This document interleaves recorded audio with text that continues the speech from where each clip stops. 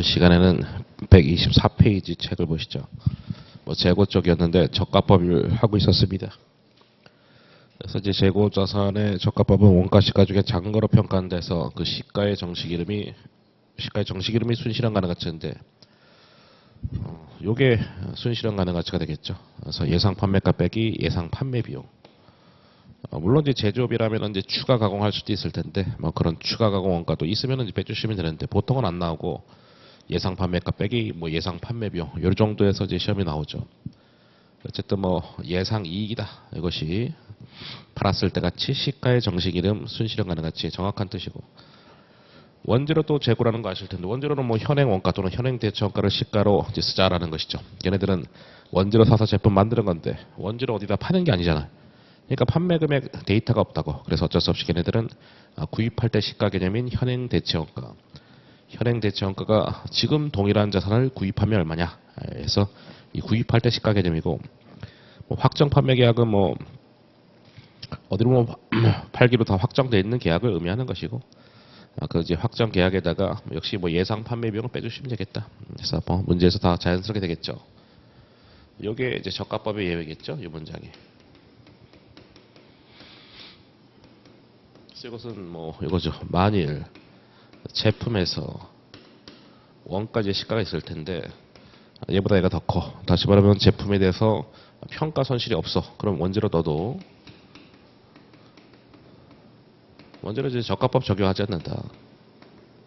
다시 말하면 그냥 원가법 적용한다. 취득가 그대로 가겠다는 것이죠. 제품에 대해서 평가 손실 없으니까 원재료 넣어도 평가 손실 따위는 없다 이겁니다. 왜냐면 요 원재료 갖고 요 제품 만드는 건데 원재료 너의 미래가 밝다 이거지. 미리 지레 짐작해서 자산가고 비용 처리해서 그 평가 손실을 인식하지 말라 이거지. 뭐 이유까지 아실 필요는 없겠죠. 하여튼 원재료 갖고 이 제품 만들 때 제품에 대해서 평가 손실 없으니까 원재료 너도 평가 손실 인식하지 말자. 그냥 원가법 그대로 가겠다 해서 뭐 계산 문제 말 문제 다 중요한 것이죠. 완성된 제품이 원가 이상으로 판매되는 경우 그것이 제품이 원가보다 시가가 더 큰 경우고 그때는 뭐 원재료에 대해서 금액을 까지 말라 이거지. 원재료 자산 까면서 비용 처리하지 말라. 감액이지 금액을 감소시키는 거니까. 왜냐면 평가 손실이 대변의 재고선 평가 충당금에서 자산 차감이니까 뭐 그거 하지 말라는 것이죠. 차별에는 뭐 평가 손실. 그래서 거기에 정확한 문장으로 이렇게 되겠죠. 제품이 원가 이상으로 판매될 걸 예상됐을 때 원재료를 감액하지 말라. 오케이 받고 이것이 저가법의 예외 문장이고 그 밑에 거는 이제 원칙적인 문장이죠. 원재료 가격 하락하여 이것이 하락하고의 의미다 했었죠. 뭐 기준서 번역을 이상하게 해서 그렇지 하락하고의 의미다.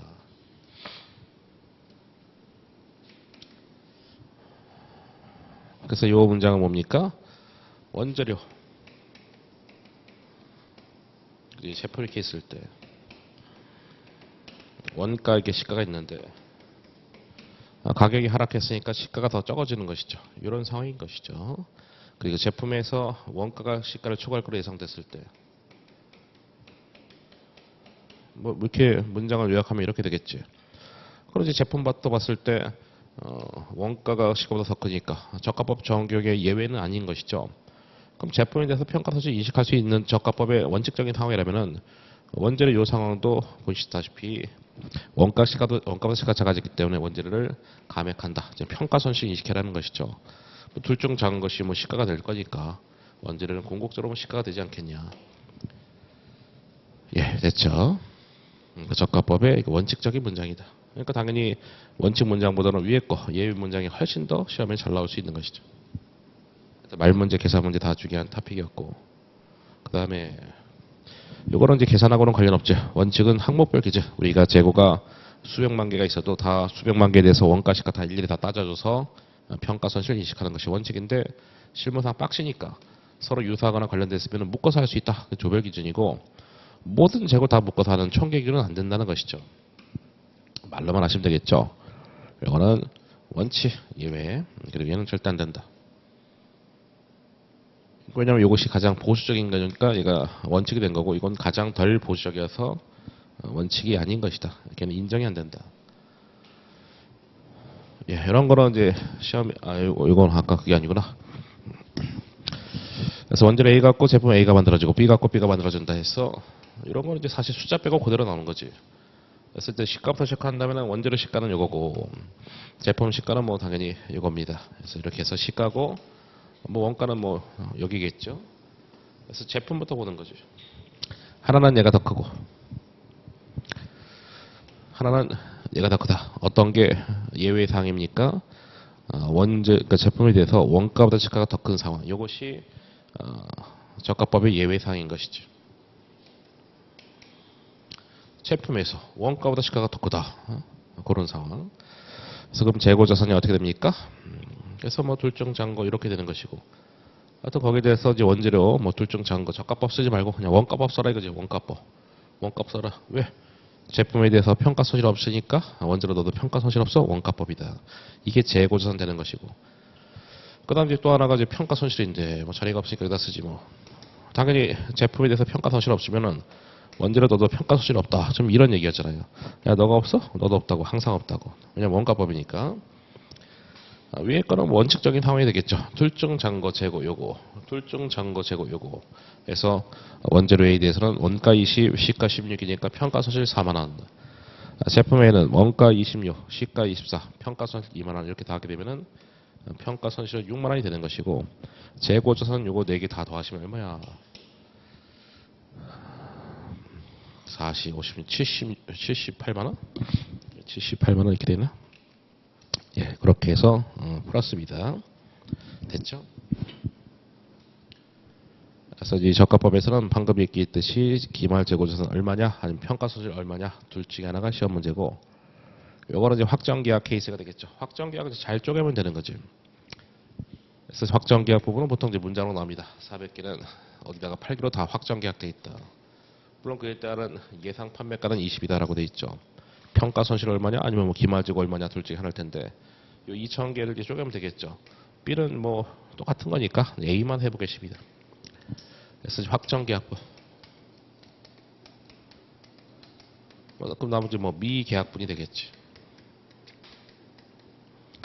수량은 뭐 문장으로 봤을 때 400개고 나머지는 이제 1600개가 뭐 미계약분이 되겠죠. 우리가 정리할 것은 단위당 원가하고 단위당 시가다. 이게 정리되면 되는 건데 원가는 장부금액 200 똑같고 시가는 요거는 이제 미계약분이 되는 것이죠. 이렇게 해서 이제 빼서 160 확정계약부로 문장으로 260 돼 있죠. 거기에 대한 예상 판매가는 20이다. 그래서 240입니다. 뭐 하고 싶은 얘기는 얘랑 뭐 다르고 이렇게 뭐 다르다 이겁니다. 만약에 이 문장이 안 나왔다 치면은 260 빼기 60 뺄 거냐 아니면 260인 거냐 했을 때는 이 문장 안 나오면 그냥 260 빼기 빵에서 260 이렇게 간다고. 아니 뭐 예상 판매 비용이 없을 수도 있는 거니까. 그래서 항상 얘랑 다른 거니까 그걸 주의하시면 된다. 평가 손실을 해봅시다. 첫 번째는 뭐 원가보다 시가가 더 크니까 평가 손실 없고, 두 번째는 원가보다 시가가 작죠. 이제 수량 1600 곱하기 요거 차이에서 40. 그래서 64,000원. 두 개 더해서 64,000원. 이렇게 하시면 돼요. A만 했죠. B는 뭐 어차피 똑같은 거니까. B는 뭐 다 미계약분이기 때문에 그냥 각자 하시면 되겠죠. 예, 넘어가겠습니다. 확정계약분은 어려운 게 아닙니다. 그래서 요거는 이제 계산 문제는 뭐 나온 적은 없고 말로만 정리하시면 되는 거죠. 이미 아까 말로 다 정리했었죠. 그거는 이제 패스. 그거 뭐 거기 뭐 교재 넣지도 않았구나. 매출 총이익률. 우리가 뭐 매출 총이익률에서 매출 원가, 매출 총이익 이렇게 할 때 100이고 이제 80이면은 20이 되겠죠. 매출보다 매출 원가는 이제 매출 원가율 해서 80%. 그 매출 총이익률은 매출분의 매출 총이익해서 뭐 20%가 되겠죠. 두 개 더하면 항상 100%. 그래서 뭐 재무관리가 왜 나와? 재무회계랑 원가관리회계에서 자주 나오는 편이다. 만약에 매출 총이익률 20% 나오면 원가율 80%구나 해서 자동으로 나와야 됩니다. 그래서 이제 매출 총이익률법을 언제 쓰는 겁니까? 주로 수업 목적상 화재제 거의 뭐 90% 이상의 화재. 가끔 가다가 이제 홍수도 납니다. 홍수. 그래서 화재라든가 홍수 같은 게 나가지고 자료가 다 날라갔다 이거예요. 자료가 없어졌어. 그래서 우리 재고조선 쪽에도 항상 핵심이 오른쪽이잖아. 매출 원가, 기말 재고인데 얘네들이 모른다 이거예요. 자료가 날라가서. 왼쪽 데이터는 언제나 다 주어지는 거니까 신경 쓸 필요도 없고, 이걸 이제 우리가 기말 가서 산정해야 되는데 다 자료가 다 불탔다, 아주 뭐 물에 젖었다 해서 다 날라간 거야. 그래서 이거를 다르게 추정하는 것이죠. 그래서 어차피 뭐 자연스럽게 문제 풀 거니까 뭐 할 건 없고, 또 다 하고 나서 여기 뭔지는 그 다음에 하겠습니다. 일단 간단한 문제부터.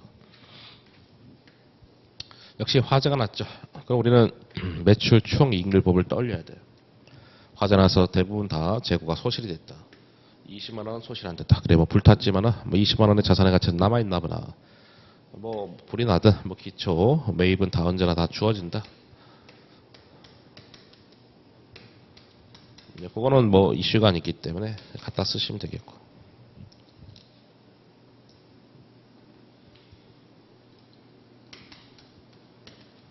180만 원. 여기도 이제 180만 원. 매출 원가. 예, 기말 재고입니다. 뭐 이렇게 하는 거잖아. 그냥 192만 원 곱하기 과거의 매출 총이익률 30%고 원가율 70%. 그러니까 실무상 원가율 또는 매출 총이익률이 거의 안 바뀐다. 이제 그걸 활용하는 것이죠. 어차피 매출액 데이터는 다 불이 나도 다 전산 처리가 되기 때문에 매출 데이터는 남은 거예요. 뭐 핵폭탄이 날라도 전산으로 다 백업이 돼 있기 때문에 매출 자료는 다 남아 있다고.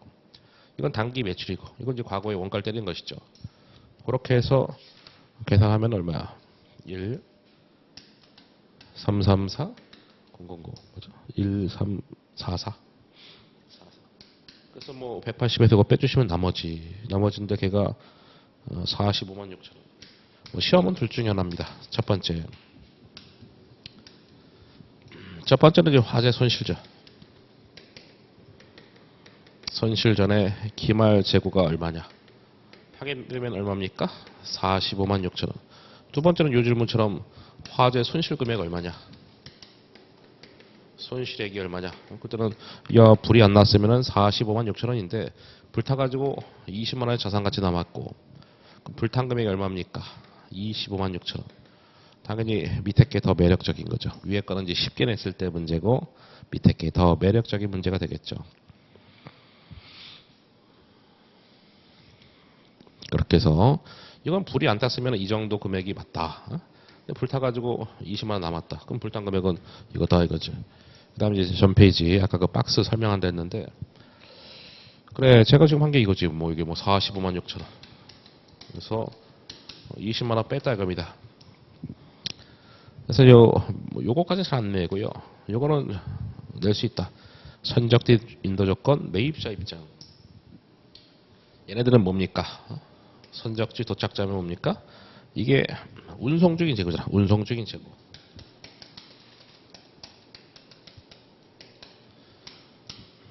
운송 중인 거니까 이거지. 그러니까 불이 안 탔으면 재고가 이만큼 되는데 어쨌든 불타고 20만 원의 자산의 가치 남았다. 그거는 이해됐어. 근데 이제 얘네들이 지금 공통점 뭐냐면은 선적지 인도조건 매입자 입장. 야 선적 한수가 배달 실름수가 소유권이 매입자도 넘어간다. 그럼 비록 창고에는 없지만은 매입자 재고자산 되는 거잖아요. 근데 왜 이거 빼주는 겁니까? 걔들은 불이 안 났으니까. 불 안 났으니까. 그래서 지금 재고조선에 기말 재고조선 장부에 10만 원만큼이 기말 재고 잡혀 있는데 걔는 불이 안 났으니까 걔도 살아 있다는 거죠, 그렇죠? 그래서 이제 그것도 불이 안 났으니까 걔는 살아 있다. 자산의 가치가 남아 있다 이겁니다. 아니 지금 12월 말 현재 배에 떠 있어. 당연히 불이 안 탔잖아. 그러니까 그것은 빼줘야 되겠지. 왜? 우리는 지금 불탄 금액을 이제 계산하는 건데 걔는 불이 안 탔다 이겁니다. 바다에 떠 있으니까. 그거는 종종 냅니다. 근데 도착진도 조건 판매죠. 거긴 잘 안 내긴 하는데 그래도 한번 볼까요? 이것도 마찬가지죠. 그러니까 도착을 해야 소유권 넘어가. 도착을 해야 매입자가. 도착 안 했죠. 지금 12월 말 현재 운송 중이라고. X년 말 현재 항상 바다에 떠 있다고. 언제나 그렇다고. 운송 중이다. 바다에 떠 있다고. 그러니까 선적지 도착자면 언제나 12월 말 현재 바다에 떠 있는 거야. 그럼 도착을 해야 매입자 건데 도착 안 했으니까 아직은 판매자 거겠지, 그렇죠? 판매자 거니까 이것도 아직은 뭐 당연히 판매자는 내 거, 내 거니까 아직 불 안 탔다. 운송직이 재고니까 불 안 탔다는 거지. 45만 6천 원 중에서 20만 원 불 안 탔다. 그 다음에 선적지 들고 매입자 불안탔다. 도착 이거 외울 게 아니라 문제 이런 표현이 주어진다군요. 요건 잘 안 주어지고 요거는 예, 종종 주어지기 때문에 그렇게도 나올 수 있겠구나. 그다음에 소매제거법입니다. 소매제거법 이것은 실제 원가가 추정치 그렇죠. 우리가 이제 소매업에서 쓰는 소매업이 유통업이겠죠. 소매업에서 쓰는 재고자산 추정 방법인데 어쨌든 실제 원가는 추정에 의한 방법이기 때문에 실제 원가는 유사할 때만 편리하다면 쓸 수 있다라는 것이 과일문제로 종종 나오죠. 그거랑 표준원가법도 그렇고 이미 재고 쪽에 앞쪽에서 이미 다 봤던 거예요. 표준원가법은 저쪽에 원가관리에서 6장에서 공부하는 것이죠. 또 소매제거법, 표준원가법은 다 실제치가 아닌 추정치다. 실제 원가랑 유사할 때만 편리하다면 쓸 수 있다 해서 말문제로 상당히 자주 나왔는데 이미 앞쪽에서 봤던 것이고 그것도 계산으로 이제 바로 들이대면 되겠죠. 예, 계산하면서 다 여기 있는 모든 것들이 다 정리가 될 건데 간단하게 구경만 해봅시다. 이런 거죠. 여기 숫자 다 주어지고 여기는 이제 매출 원가고 이거 매출 쪽에 판매가니까 매출이 되겠죠. 그래서 이걸 이제 채운 다음에 왜냐면 여기 합계 같으니까 채운 다음에 여기다가 원가를 때려가지고 간단히 구경만. 그래서 매가에서 원가를 때리면 이제 원가가 나올 것이고 여기서 이거 빼서 이거 다 이렇게 했던 거죠. 시험은 여기 나오거나 퀘스천 여기 나오거나 둘 중에 하나를 내는 거지.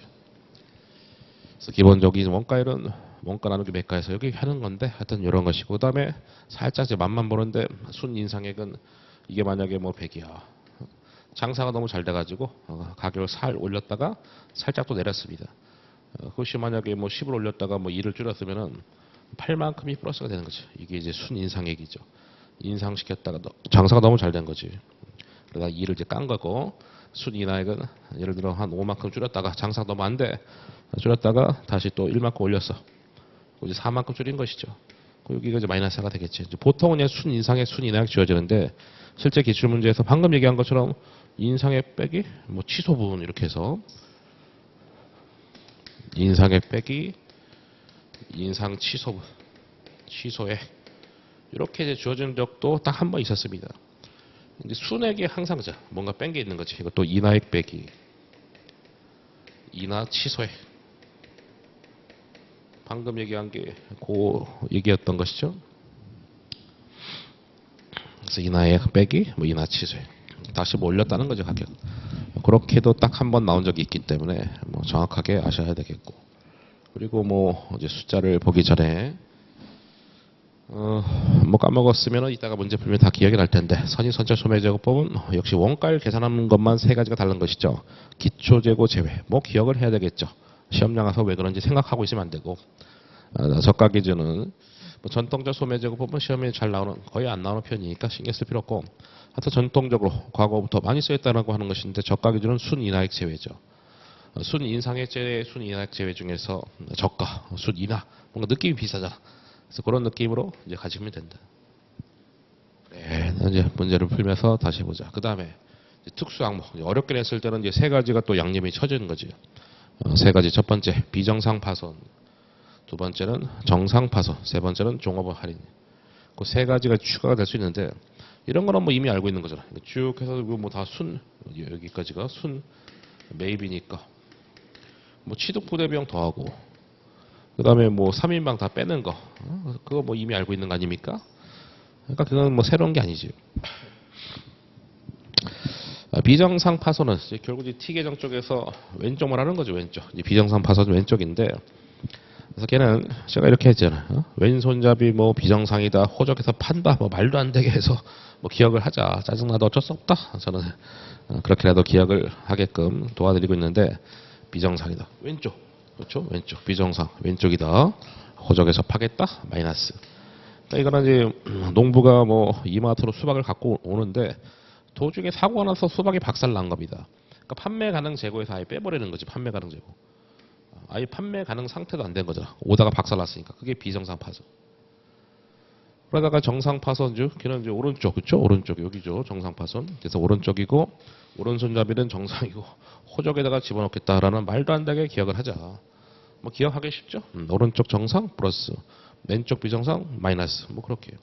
이거는 이미 판매가 된 상태까지 됐는데, 그러니까 이마트까지는 잘 왔는데 와서 이제 뭐 민주희 서준이가 발로 이제 빵 차가지고 수박이 박살난 거다. 그래서 그건 정상 파서 그렇다고 이걸 뭐 매출원가로 하기도 그렇고 기말적으로 하는 건 아니잖아. 그래서 매출원가도 아니고 기말적으로도 아니고 뭐 별도 항목 뭐 정상 파선으로 보겠다. 아유 장사하다 보면 뭐 그런 뭐 이상한 애들이 있기 때문에 다 그렇게 그래서 뭐 충분히 발생할 수 있다 이거죠. 얼마 전에도 아파트 이제 그 골프장에 민주희 서지를 데려갔는데 저 아파트 이제 까톡 이런 게 있지 않습니까? 저는 들어가지도 않습니다. 와이프가 갑자기 알려주더라고.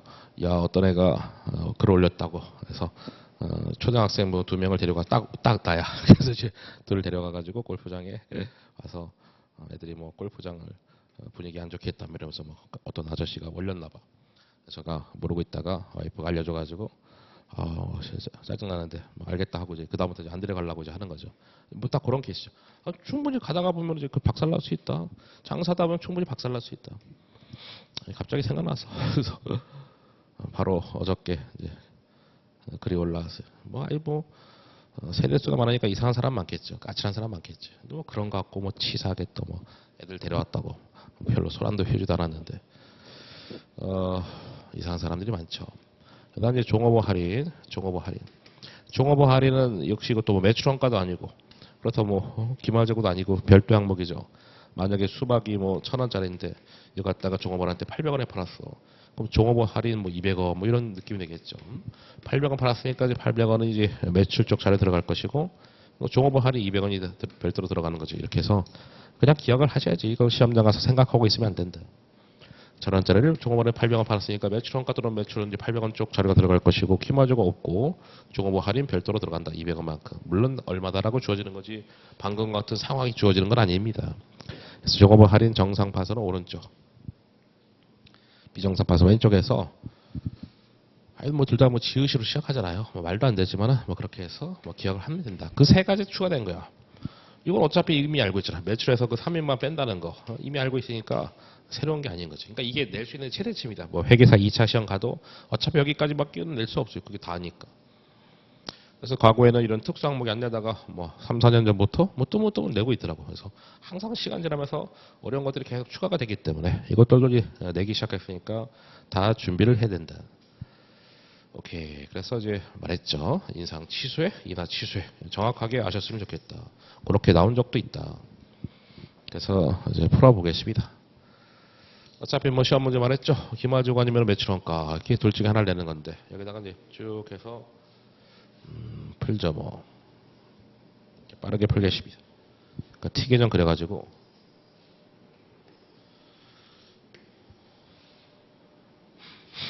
이제 원가, 이제 매가, 원가 매가. 기초 재고 이제 매입이죠. 여기 뭐 순 인상액이 있고 순 인하액이 있고 그래서 뭐 매출 뭐 기말 재고 여기까지가 딱 기본 형태죠. 일단 숫자부터 채워놔야 됩니다. 숫자부터 막 채워놔야지 뭐 아무 생각 없이. 기초에 24만 원 다 주어지지 않았습니까?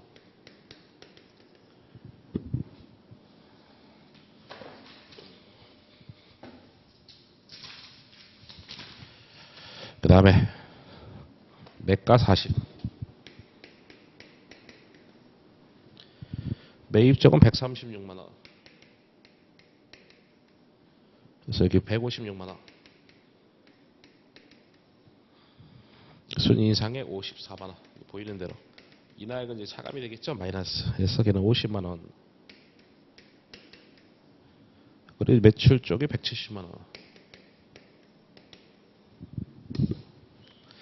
그리고 뒤에 가면은 뭐 없다. 그럼 뭐 합계부터 하는 거죠. 쭉 해서 합계 구하면 160만 원. 이것도 쭉 다 더하기 빼기 하면은 200. 여기도 160만 원에 200만 원이다. 그대로 채워놨죠. 꿈치 제일 먼저 할 일이 여기지 뭐 30만 원. 200 빼기 170에서. 그것도 원가를 때리는 거죠. 그래서 매가에다가 원가를 때려서 원가로 이제 환원시킨다. 그래서 평균원가 소매제곱 보면 제일 기본 형태죠. 나눠. 나누면 원가율이 80%. 160만 원 나누기 200만 원에서 원가 나누기 매가. 그럼 이제 80%. 83, 24만 원. 160 빼기 24만 원 하면은 136만 원. 둘 중에 하나가 시험에 나온다. 그게 가장 쉬운 평균 원가 소매제곱법. 그다음 선의선출 소매제곱법은 아까 기초재고 제외였죠. 여기다가 쭉 해서 이제 원가일만 다른 거지. 이런 원가 산정할 때 기초재고 제외니까 어이씨 이거 왜 지워졌어.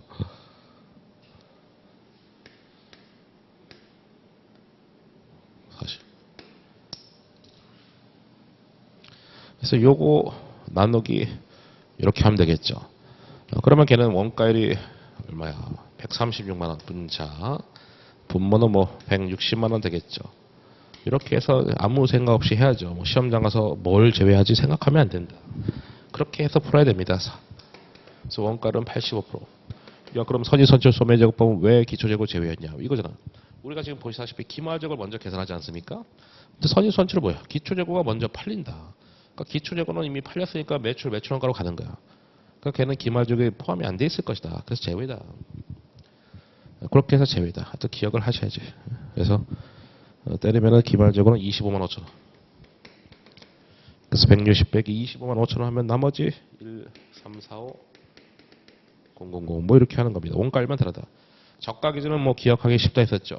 뭘 제외냐 할 때 저가. 순인하액 제외. 순인하액 제외. 그래서 걔는 요거 우와 이거 이 예민한 놈 이거 진짜 피곤하네 이거. 요거 하고 요거 제외니까 이렇게 되겠지. 그래서 원가율은 여기가 분자는 160만 원. 분모는 뭐 250만 원 되겠죠.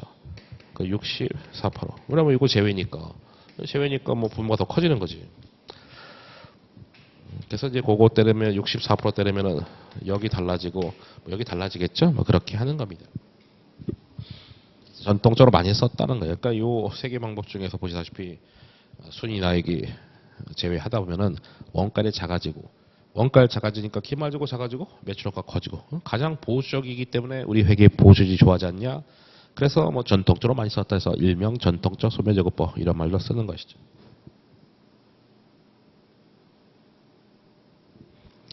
그 다음에 특수 그 다음에요. 이제 이런 식으로도 나온 적이 뭐 한두 번 있죠. 만약에 뭐 저가 기준, 뭐 선의선출 소매제곱법. 실제로 이렇게도 나온 적이 있죠. 그렇게 하면 어떻게 하는 겁니까? 기초재고도 제외하고 원가를 계산할 때 순이나액도 제외시키면 되는 겁니다. 짬뽕 된 거야? 짬뽕 된 거야. 그때는 원가율이 요거 나누기 이렇게 하면 되겠죠. 아니 이렇게 섞인 것도 나온 적이 있다고. 저가 기준 선의선출 소매제곱법. 그래서 우리 기본서에 우리 뭐 회계사 기출 문제에서 나왔지만 실제 뭐 관세사 쪽에서도 이렇게 나온 적도 있습니다. 결국 이제 시간이 지나면은 그쪽 어려운 쪽 회계사 세무사 시험 뭐 조금 약간 변형시켜서 문제를 또 그대로 또 이제 따라서 내는 겁니다. 특수항목 뭐 똑같이 하면 되겠지. 나머지 할 게 많겠죠. 그럼 그거 데이터 요약하는 건지 책이랑 좀 귀찮은가? 책이랑 눈으로 보시죠. 어차피 이거는 뭐 완전 노가다 아닙니까? 그냥 귀찮아도 왼쪽 오른쪽에서 같이 계속 봅시다. 기초재고 보시면은 기초재고 매가에서 뭐 어차피 똑같으니까 매입도 마찬가지. 매입도 쭉 집어넣고 매입 운임은 이제 플러스 시키면 되겠죠. 귀찮아도 계속 이렇게 왔다 갔다. 매입 환출은 뭐 차감이죠. 둘 다 빼주면 된다. 마이너스. 매입 할인 뭐 차감이니까 뭐 뺐고. 그 다음에 또 뭐야? 매출 쪽. 매출 쪽은 저쪽 위죠. 41만 3천 원. 그 다음 매출 환이 매출 애들이 매출 차감이니까 마이너스 시킨 것이고. 그리고 종업원 할인은 오른쪽이죠. 오른쪽에 플러스 시킨다. 12,000원. 그 다음에 순인상액, 순인하액 왼쪽이 되겠죠. 인상액 플러스, 인하액 마이너스. 그 다음 정상 파손은 오른쪽에 플러스, 비정상 파손 왼쪽 마이너스. 그렇게 해서 쭉 해서 합계 쭉 집어넣으면 되는 것이고. 그런 다음에 이제 원가율만 다른 것인데, 원가율 뭐 해서 첫 번째는 이거고, 두 번째는 선의선출 소매제곱법은 기초재고 제외하면 되겠고, 저가 기준 소매제곱법은 순인하액 제외하면 되겠고 하겠어. 어차피 노가다기 때문에 굳이 뭐 이제 칠판에다가 쭉 시간 내서 제가 할 필요성을 못 느끼겠고, 여러분이 그거 방향만 잘 보시고 더하기 빼기 잘 하시면 된다. 결국 뭐 그 세 개밖에 없잖아. 세 개. 요거 세 개밖에 없지 않습니까? 오른쪽이고 더한다. 오른쪽이고 더한다. 왼쪽이고 뺀다. 그것만 기억하면 되잖아. 나머지 다 뭐 걔네 3인방들 뭐 환희, 매누리, 할인 이런 거 다 빼는 거 이미 알고 있으니까. 그렇게 해서 넘어가겠습니다. 여러분이 쉬는 시간에 다 복습하시면 되겠고, 유형자산 가시죠.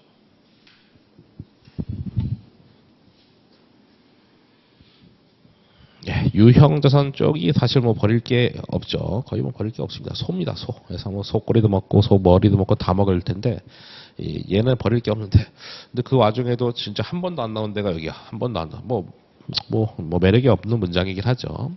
그래서 말 먼저로 한 줄도 나온 적이 없었는데, 예비 부품, 대기성 장비, 수선 연구 일반적으로 한 회기간 이내에 사용하기 때문에 1년 이내에 사용하기 때문에 재고로 하고 사용할 시점에 단기 손익으로 인식한다. 보통 이런 거는 소모품, 구입 시, 그다음 사용 시, 소모품에서 물론 이제 저장품이란 말도 쓰는데 걔가 뭐 재고 자산이고,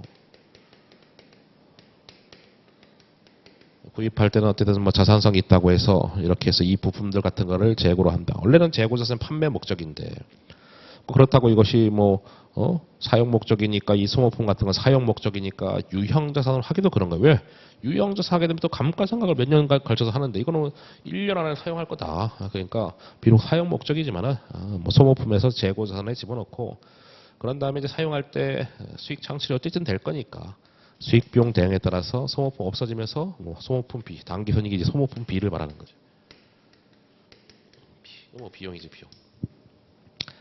자산성 있다고 해서 일단 사용 목적 자산성 있다고 해서 소모품 자산 처리한 다음에, 그리고 사용할 때 뭐 사용했으니까 이제 자산의 가치가 없어지면서 항상 하는 게 자산감에서 비용 처리 아닙니까? 자산 사용하면서 또 수익 창출되니까 비용 처리하겠다는 건데, 뭐 한 번도 뭐 나온 적은 없다. 다만 이제 그 똑같은 놈인데 1회기 기간 이상, 그렇죠? 1년 이상 사용할 걸로 예상되면은 원래대로 그냥 유형 자산 간다. 그럼 이제 얘네들은 어차피 뭐 감가상각 하면 되는 거니까. 근데 뭐 6개월 사용하고 3개월 사용하는데 뭐 감가상각 하는 거는 사실 내용 요소가 1년 넘어가야 하는 거기 때문에 이걸 원칙적으로 가겠다 이런 얘기죠. 그래서 방금 정리한 게 이거죠. 이런 소모품의 성격들을 1년 이상 사용하게 되면은 유형자산 원칙으로, 그렇지 않으면은 뭐 소모품에서 뭐 재고로 간다. 됐습니다. 뭐 진짜 버릴 데가 하나도 없는데 거기 정도는 뭐 버려도 될지 않았나. 나머지는 다 어떻게든 나온 적이 있다. 최초 인식 원가로. 그래서 우리가 유형자산과 무형자산이 뭐 공통점이 많죠. 최초 인식 시 후석 측정.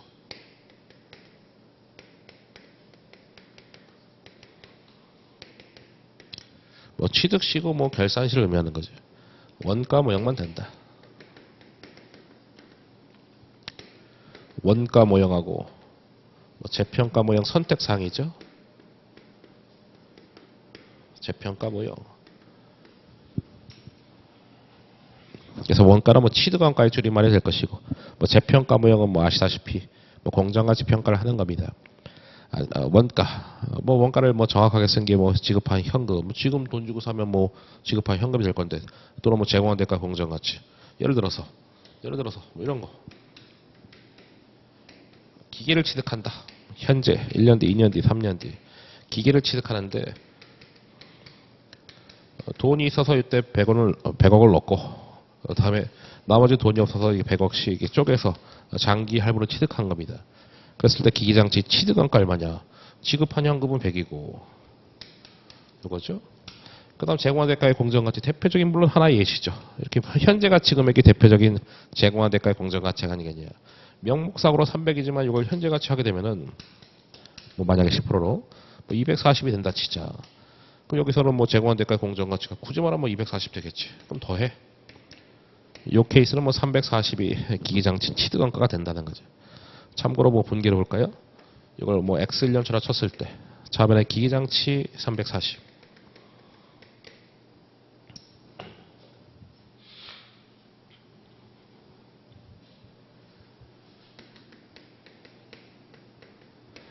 순액으로 공개한 거죠. 현금 300, 100이 나갔고 나머지 뭐 미지급금 부채지 부채. 그래서 240. 제가 순액으로 공개했다 했었습니다. 이제는 그런 사람 질문 잘 안 하지만은 옛날에 꼭 그런 말 안 하면 꼭 질문하시더라고. 뭐 책이랑 본게 다른데요 이러면서 예, 그래서 그다음부터 제가 꼭 얘기를 하는데 분계는 순액법 분계도 있고 총액법 분계도 있고 한데 총액으로 하면 지저분하겠죠. 기기장치 뭐 400에다가 뭐 대변에 장기 비지급금에다가 뭐 현재가 차례차감인데 그 쓸데없는 그런 거 질문하지 마시라고 제발 좀 분계 갖고 질문하지 마시라고. 물론 요즘엔 그런 질문 안 합니다. 제가 하도 제 잔소리 해놔가지고 하도 순액으로 하게 되면 이렇게 된다. 그래서 취득원가는 지금 지급한 현금하고 재고환대가의 공정가치 대표적인 뭐 현재 가치금액 뭐 그런 것도 생각하시면 이해가 된다. 그 다음에 안전 환경상의 이유로 취득하는 유형자산.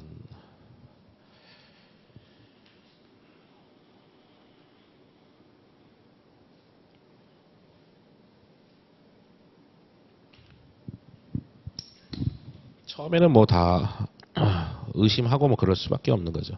제가 그 손해사정사도 어디서 강의한다 하지 않았습니까? 거기도 제가 뭐 2015년에 아마 시작했을 것 같아요. 15년 뭐 중간부터 벌써 한 9년이나 됐구나. 와, 세월이 손살 갔네. 그때 제가 딱 이제 거기가 2차 회계학이 있는 건데 갑자기 제가 막 나타나가지고 갑자기 막 분기 안 하고 있으니까 막 쉬는 시간 찾아옵니다. 거기 2차니까 오프라인이잖아. 그래서 선생님 분기 안 하면은 불안합니다. 진짜 분기에 시험이 안 납니까? 하면서 이제 분기 안 해도 괜찮냐고 답에다가 안 써도 상관없냐고 해서 계속 질문해. 아 괜찮다고 저를 믿으세요. 저도 이제 첫 해지만은 뭐 확신이 있었으니까 그렇게 했었는데 지금까지 10년 지났는데 예, 분기 문제 당연히 한 문제도 안 나왔고 분기 안 해도 100점이 나와. 100점. 야 거기 신기하죠? 2차 가면 100점짜리 물론 이제 수석하신 분들 보면은 그래서 하여튼 뭐 특이하죠. 그러니까 제가 딱 오기 전에 이제 보니까 회계학이 합격자 평균 점수가 40점, 42점인가 그러더라고. 거기도 꽈락제도 있으니까 이제 꽈락만 넣으면 회계학은 이제 합격이야 뭐 이런 거였습니다. 지금이야 뭐 합격자 평균 점수 뭐 60점 넘어가죠. 그래서 아무튼 뭐 다 처음엔 다 의심하는 거죠. 분기를 정말 안 해도 됩니까? 심지어 2차 분기 한 줄 안 써도 100점이 나오고 막 그렇습니다. 그러니까 분기는 필수가 아니라는 것이죠. 1차는 뭐 더더구나 그렇지. 2차도 그런데 2차는 뭐 과정을 쓰는 건데도 분기 필요 없다. 해도 차라리 이렇게 순액으로 공부하는 게 훨씬 좋고 일단 여기서는 포인트가 뭐냐면은 가능이다. 여기가 포인트. 이게 뭔데? 뭐 다 뭐 기본 강의 때 한 건데 여기 뭐 공장이 있죠. 뭐 공장은 건물이겠죠. 이제 폐수가 흐른다. 더러운 물이 흐른다. 여기 정화 장치. 요거를 청계천에 사가지고 딱 여기다가 박아놓은 거야. 이 정화장치 샀을 때만 해도 이것은 사실상 그 자체로는 미래 경제 효익을 얻을 수 없다. 그 원칙은 비용이다라는 것이죠. 그러니까 돈을 썼을 때 미래 돈 들어온 속성이 있으면 자산, 그렇지 않으면 비용인데 내가 정화장치를 청계천 사가지고 했을 때 그때만 해도 이제 비용이다. 왜? 이거는 뭐 어디다 팔라 해도 아무도 안 사가. 거래가 안 돼. 당근마켓에 팔아도 뭐 어쩌라고 아무도 뭐 조회수도 뭐 0입니다. 근데 이제 이거를 산 다음에 여기다 딱 꽂아놨어. 그러면 이제 폐수를 걸러주면서 공장 자체 가치가 올라간다고. 그러면 다른 자산에 여기서는 뭐 공장이겠죠. 다른 자산의 미래 경제 효익, 자산성이 올라가기 때문에 자산 인식 가능이다. 그래서 이거는 공부 좀 하신 분들은 쭉 해서 이게 나오면 한 문장에 2줄, 3줄 될 텐데 안전 딱 보자마자 뭐 합니까? 맨 꽁무니만 보는 거지. 가능하지 아니한다? 틀린 거고 가능하다? 맞고 다른 데는 틀리게 할 거리가 없습니다. 그냥 가능하다 안 하다 여기만 딱 보시면 돼. 그게 고수하고 중수의 차이인 거죠. 중수는 그냥 쭉 다 읽습니다. 근데 고수는 안 봐. 다 안 보고 아유 박정환 선생님이 뒤에 것만 보라 했지. 딱 뒤만 딱 보시면 돼. 믿으세요 그냥.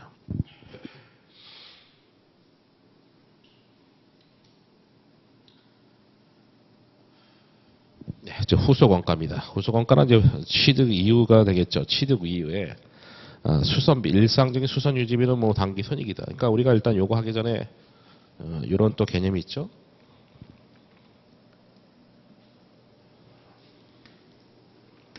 여기가 유형자산 취득. 뭐 취득부대명 자산인 거 다 알고 여기 말하는 거지. 보유 중에 지출. 지출은 어차피 뭐 돈 쓴 건 항상 이슈가 자산이냐 비용이냐 이거 아닙니까? 자산 처리하는 것을 자본적 지출 이런 말 씁니다. 그러니까 돈을 썼는데 지출을 했는데 자산 처리하는 걸 갖다가 자본적 지출 이렇게 쓰고 비용주라는 것은 이제 수익적 지출, 뭐 그냥 용어죠. 뭐 이론적인 용어입니다. 그래서 뭐가 자산성이 있냐, 뭐가 자산성 없냐, 이건 뭐 주관적인데 어쨌든 미래에 돈 들어온 속성이 있으면 자산, 그렇지 않으면 비용. 지금은 일단 여기까지. 그래서 뭐 조금 더 살을 붙여볼까요? 뭐 내용 요소를 늘려준다. 또는 이제 가치가 뭐 증대되는 지출, 뭐 그런 건 이제 자산 처리하고. 요거는 원상 회복, 능률 유지. 그러한 지출은 이제 비용이다 이겁니다. 그래서 이 자산의 가치가 올라간다 또는 내용 자체가 늘어난다 그럼 자산성이 있다 자산이고, 뭐 그렇지 않다 원상 회복 능률 유지니까 기존에 있는 걸 갈아 끼우는 거지. 뭐 도배하고 뭐 도색하고 이런 것들. 이런 것들은 이제 기존에 있는 거 갈아 끼우는 거니까 수선비에서 비용치라면 되겠고, 이런 거는 새로운 지출. 건물이 뭐 4층인데 재건축해서 뭐 증축을 했다 이거예요. 5층짜리로. 그 다음에 엘리베이터 없는데 엘리베이터를 뭐 설치했다. 뭐 그런 것들, 그런 거 이제 자산성이 있다는 거죠. 딱 제가 뭐 수업 목적상 강의했지만 지금 딱 그대로 지금 되고 있죠. 제가 뭐 건물 부셔가지고 엘리베이터 지금 설치하고 있는데, 물론 이제 내년에 하겠지만은 그런 상황, 자산성이 있는 거지, 그렇죠? 딱 내년에 벌어질 저의 상황입니다. 그래서 이제 그래서 하여튼 내년에 뭐 아니면 도가 되겠지 또. 그래서 일상적인 수선 유지비 이런 거는 이제 비용이다 이겁니다. 그래서 뭐 엔진을, 차량 같은 거 엔진을 교체한다 이렇게 들어보셨죠? 차량 사시는 분들은 다 아는 얘기인데 엔진을 뭐 10,000km, 15,000km 되면 한 번씩 한번 교환을 해야 된다고.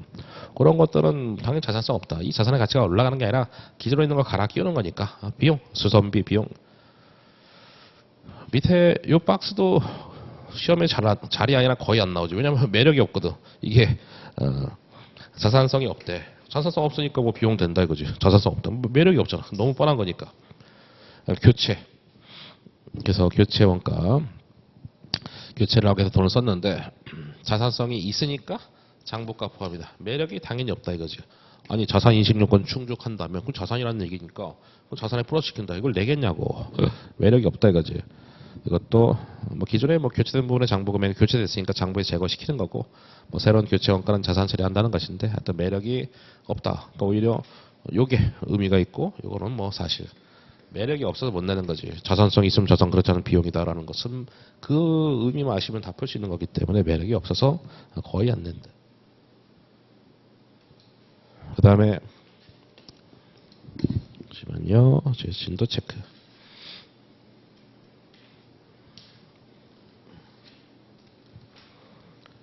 측정, 그렇죠. 3번. 140페이지까지 봐야겠다.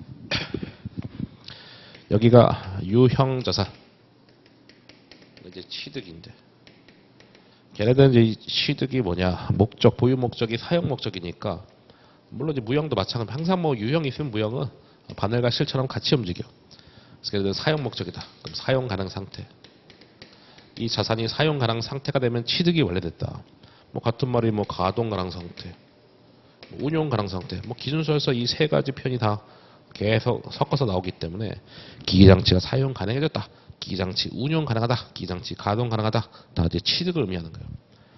그래서 제가 말했잖아요. 돈 쓰면은 자산이면 비용인데 뭐 자산도 자산이고 이때 발생한 비용 취득 부대비용 자산인 거 아시죠? 뭐 결국 이렇게 표현할 수 있겠죠. 야 유형 자산은 자산이 사용 가능 상태까지 지출액은 다 자산이다. 그렇게 되겠죠. 왜냐면 자산도 자산, 비용도 자산이기 때문에. 그래서 사용 가능 상태까지 지출액 다 자산이다. 오케이, 됐네. 뭐 당연히 우리가 공부하는 재무 회계에서 원가는 비용이 아니라 취득 원가의 줄임말이니까. 그래서 이것이 다 자산이다.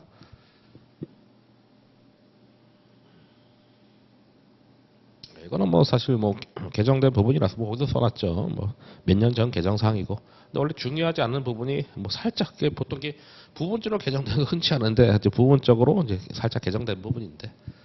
다 책에도 써놨고 다 기본 강의 다 얘기한 거고 안 중요한 부분이고, 여기 있는 박스는 다 취득 부대비용으로서 자산이다. 그래서 취득 부대비용. 그래서 취득 관련 세금, 뭐 취득세 같은 거 다 그래 너무나 유명한 취득 부대비용이고, 매입 할인, 뭐 매입 할인, 뭐 매입 애누리 얘네들 다 아시죠? 차감하는 거 아시고, 그다음 뭐 수량 리베이트 물건 많이 사서 깎아주는 거니까 다 차감한다는 거 다 저기 뭐 재고 자산 쪽에서 이미 다 받고. 그다음에 또 가동 가능 상태, 그 취득 시까지 발생한 지출액에서 다 취득 부대병, 여기 있는 게 다 취득 부대병이다 이거지.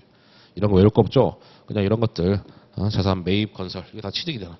취득과 관련된 취득 시에 발생한 뭐 급여, 뭐 설치 장소 외울 거 없다. 운송비, 뭐 조립원가 등등 다 되고, 미음 같은 건 이제 우리가 시운전비라는 거죠. 이 자산이 정상적으로 작동하는지 테스트할 때 발생한 비용들. 이것도 다 자산이 다 사용 가능해지기 전에 발생한 그런 비용이기 때문에 이 시운전비도 뭐 그렇게 하고. 그 다음에 가동할 수 있는 상태에 이르는 동안에 재화가 생산될 수 있다. 어떤 시제품 같은 재화가 생산될 수가 있다. 그랬을 때 그런 재화를 팔았어. 그럼 이 시제품은 결론부터 말하면 이제 재고 자산이다 이거지. 왜냐면 판매 목적 자산이기 때문에 이걸 이제 팔게 되면은 그 매각 금액은 이제 매출로 가는 것이고, 그리고 그때 원가는 뭐 재고자산에 뭐 취득 재고자산 팔림에서 매출 원가를 가지 않습니까? 거기에 따라서 단기 손익 인식한다. 물론 이것은 뭐 개정이 된 이후로 한 번도 안 냈지만은 만약에 포인트는 이렇게 해서 단기 손익이다 이거. 왜냐면 그 전에는 이렇게 그 전에는 원가 차감 이랬거든요. 어쨌든 안 중요한 부분인데 개정된 거고, 원가 차감하면 이제 틀린 문장인 거지. 그 전에 개정되는 취득원가 차감이었거든. 그러니까 시운전비는 취득원가 플러스. 거기서 발생해서 이런 것들은 뭐 취득원가 마이너스인데 그건 옛날 얘기고, 이제는 수익 비용 한다는 건데, 그게 사실상 이야 너는 재고자산 팔려서 매출, 재고에 대한 원가 매출 원가다 뭐 그런 의미입니다. 안 중요한 데가 개정된 부분이고, 그 다음에 뭐 전문가 수수료도 다 취득 시에 발생할 수 있고, 그 다음에 3번은 뭐 유명한 거죠. 복구 충당 모채. 왜냐면 복구 충당 모채가 이거죠. 차변의 유형자산, 대변의 복구, 충당, 뭐 부채 아닙니까? 어차피 복구 충당 모채 다음 시간에 또 이제 뭐 예제 갖고 빡시게 할 거니까 뭐 미래 복구 예상액을 현재 가치에서 이렇게 하는 건데, 뭐 까먹었으면 다음 시간에 예제 보면은 다 기억날 겁니다. 어쨌든 걔도 논리가 취득 부대병으로서 자산이다. 뭐 이런 덕이고, 까먹었으면은 이제 다음 시간에 보면 다 복구될 거예요. 어차피 또 거기서도. 그래, 취득 부대병 자산. 원가 아닌 경우 새로. 그래서 말문제로 유형자산 쪽 앞에서 잘 나오는 게, 야, 이 지출액이 자산이냐 비용이냐, 그게 이제 섞어서 잘 나온다는 거예요. 이 박스는 뭐라 됐습니까? 비용이다 이거지. 취득원가 아니다. 어떤 박스는 자산이고 어떤 박스 비용이고. 그래서 새로운 시설 개설할 때 발생하는 거, 뭐 개설, 그렇죠. 뭐 창업비, 개업비 같은 거. 옛날에 창업비, 개업비라는 자산이 있었습니다만, 제가 옛날에 회계사 초창기 공부할 때 있었고 중간 도중에 사라졌습니다. 논리는 자산성 없어. 이제 창업할 때 돈 쓴 거 자산성 없다? 야, 대부분 다 사업 접더라. 10년 안에 뭐 거의 80% 접더라. 이러면서 자산성이 없다고 해서 이제 비용으로 바뀌었고, 새로운 상품과 서비스 소개한다. 이건 광고 선전비라는 또 유명한 판관비 있지 않습니까? 새로운 지역에서 새로운, 하여튼 뭐 요령은 뭐 새로운 자 들어가면 이제 비용이다 이건데, 새로운 지역에서 또는 새로운 고객층 대상 영업하는데 소요되는 원가.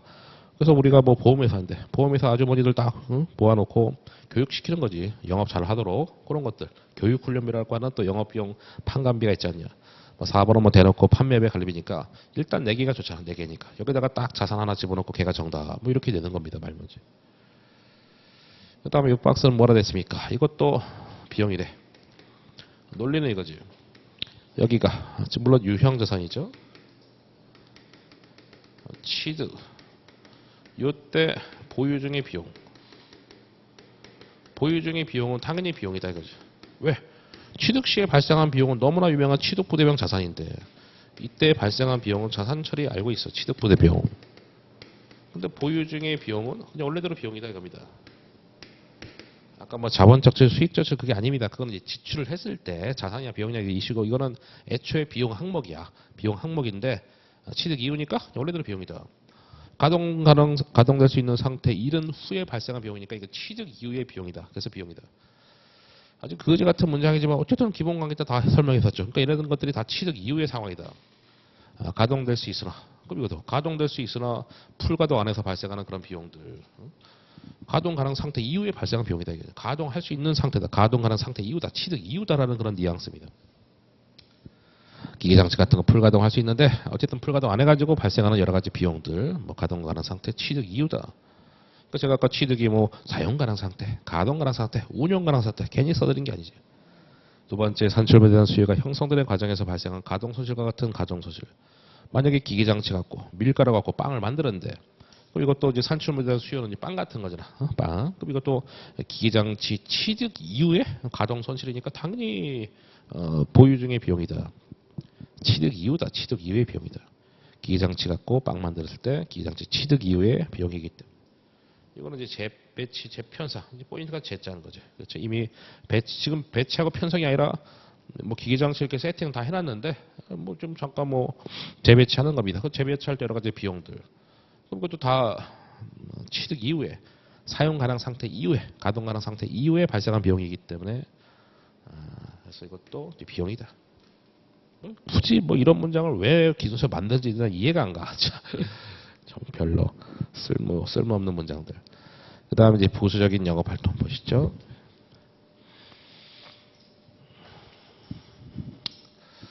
그래서 지금 유형자산 건설 또는 개발과 관련된 부수적인 영업 활동 발생한 수익과 비용은 단기선, 뭐 포인트는 뭐 단기선이겠죠. 그래서 원가에 뭐 가산한다, 원가에 뭐 차감한다, 다 틀린 문장이 되는 거지. 자산 처리한다, 자산 차감이다, 둘 다 아니라 그냥 수익비용이다 이겁니다. 수익비용이다. 왜? 부수적인 것들은 그냥 수익비용 해라 이거예요. 예를 들어서 건설이 시작되기 전에 뭐 건물 짓기 전에 이제 땅을 샀다 이거예요. 땅을 사가지고 거기서 주차장 용도로 잠깐 뭐 한 몇 달 동안 뭐 건물 이제 착공하기 전에 몇 달 동안 이제 시간이 남아서 주차장으로 사용해서 돈을 벌었다. 뭐 그런 건 이제 수익 처리해라 이겁니다. 수익 처리. 뭐 이게 뭐 기준서 예시로 나와 있는 거니까 뭐 쓴 거고 뭐 제가 쓴 건 아니죠. 그래서 뭐 비용 차감 또는 뭐 다시 원가 차감, 원가 가산 이런 거 아니라 그냥 수익 비용에다가 그냥 발간하라. 그다음 재고. 재고는 뭐 장부 재고니까 대체적으로 이제 처분이 되겠죠. 그래서 그 차이만큼인데 만약에 뭐 매각 금액이 100이고 장부가가 50이고 뭐 처분 시 수수료 같은 거. 처분 시 수수료가 만약에 10이다라고 했을 때 분개할 때는 이제 처분 시 수수료를 별도로 비용 처리하지 않고 그냥 처분 손익에 묻어버려라 그지. 만약에 토지야. 토지 장부가 날라가. 그럼 100 빼기 10해서 궁극적으로 90이고 그냥 유형자산 뭐 처분 2 이렇게 40 뭐 이렇게 하라는 거죠. 뭐 순액법 보는 게 순액법. 그래서 왜 순액법 하냐면은 분명히 수수료니까 별도로 비용 처리 같은 그렇게 안 하고 그냥 처분 손익에 묻어버려라. 우리가 순액으로 가는 몇 가지 예외 사항 중에 하나였던 거예요. 물론 이제 순액으로 가는 예외사항 몇 가지 중에 하나인데 뭐 이런 것도 있었거든요. 그래서 그것까지 기억나면은 이제 정말 복습을 제대로 하신 겁니다. 제가 순액으로 한 몇 가지 예외가 있다 했는데 그것도 이런 것도 그것 중에 하나다. 예, 됐습니다. 이번 시간은 여기까지 하겠습니다.